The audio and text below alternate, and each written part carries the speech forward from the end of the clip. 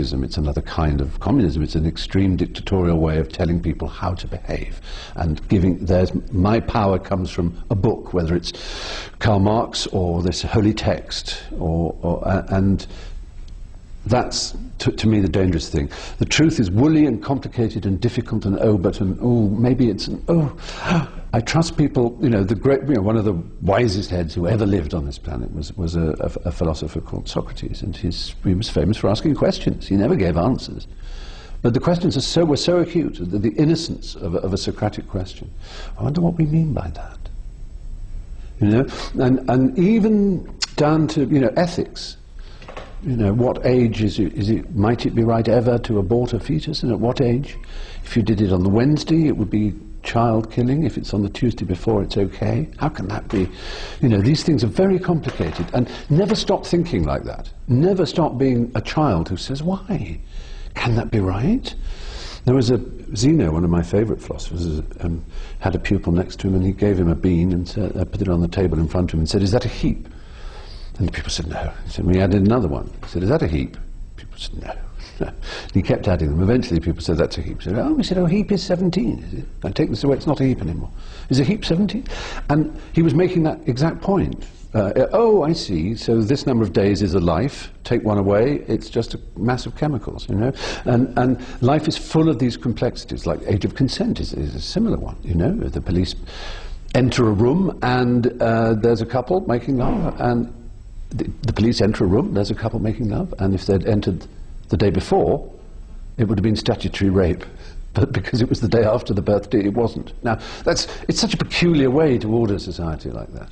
I think that sort of the flexibility of being able to think openly about all kinds of problems is really important for one's happiness and for one's sense of self and connection with other people.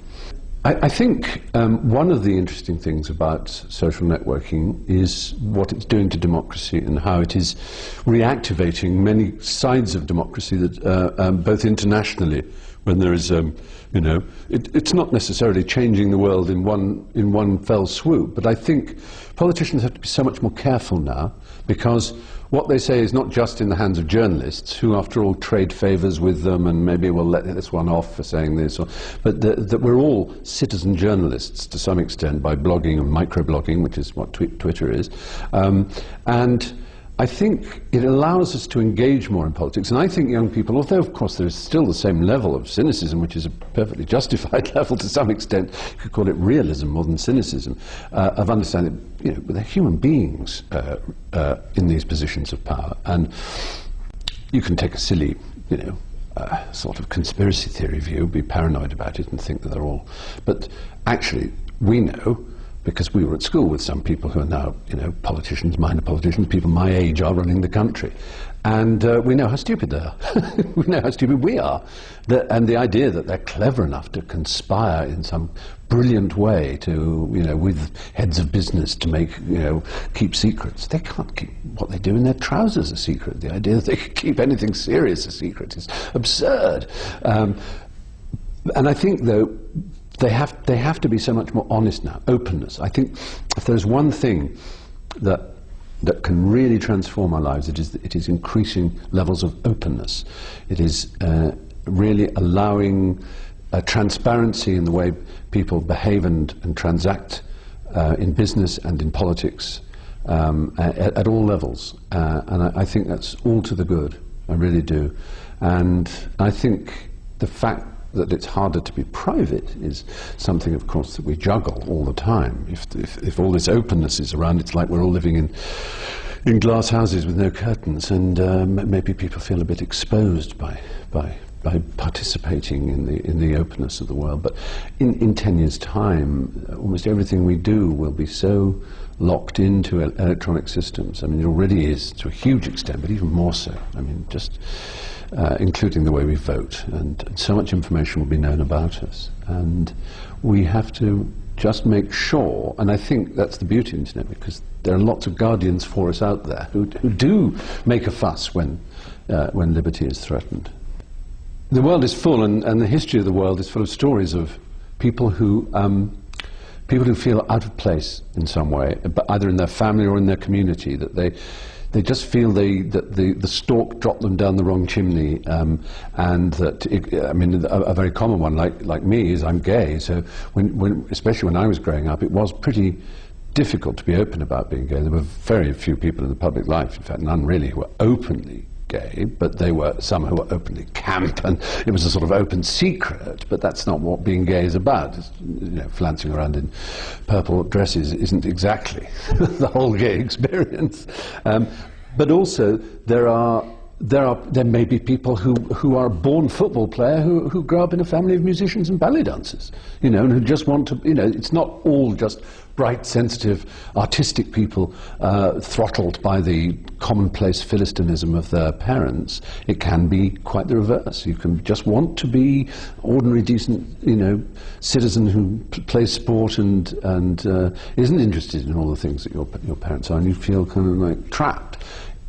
Most of us feel different. I think in teenage in particular, but almost all throughout life for certain people, there is this tension. On the one hand, you want to belong.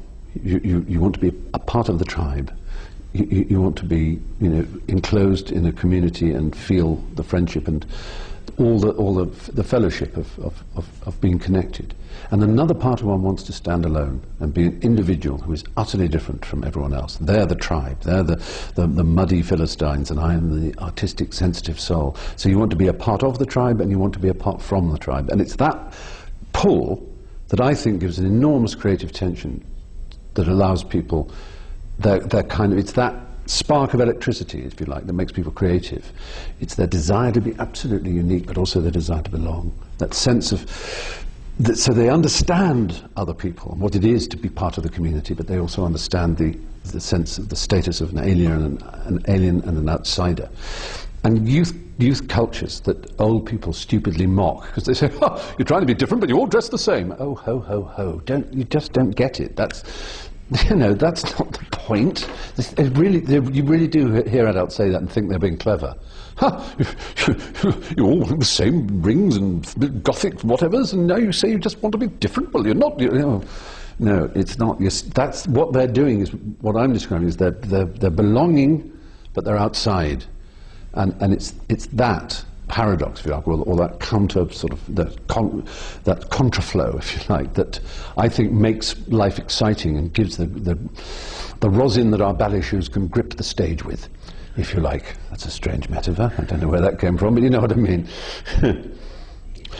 I think a very good point about technology is, yes, it connects you to people who may be as rare as you are. It gives you a connection. It used to be, for example, that if you liked particular writer or a particular comic, you would have to go to the nearest big town where there may be one specialist store where you would hang around for, you know, fat comic book guy would come out, what are you people doing? And you would be saying, how much is that comic? And then, you know, and you would meet other collectors, but then you'd have to go 30 miles out of town back home to your smaller town, and you'd feel disconnected. Now, of course, you're constantly locked in with conversations and so on with your fellow collectors, and it can go down to the minutest form of specialization, but there could still be 300 people on the planet who have that, and they can now all connect with each other, which must be very exciting. On the other hand, I suppose if you've grown up with the internet, as we now have, of course, people in their 20s who've known nothing but